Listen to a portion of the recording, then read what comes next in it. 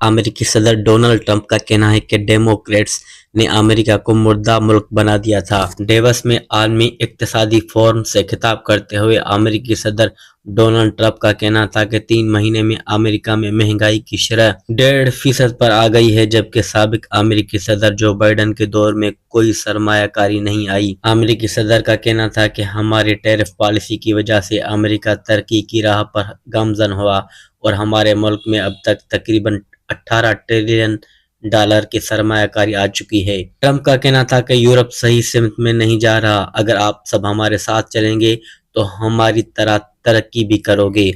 انہوں نے کہا کہ یورپ کو گرین انرجی پر زیادہ توجہ دینے کی ضرورت ہے۔ امریکہ کی معیشت بلندیوں کو چھو رہی ہے۔ ان کا کہنا تھا کہ یورپ کو امیگریشن کے مسئلے پر بھی توجہ دینی چاہیے۔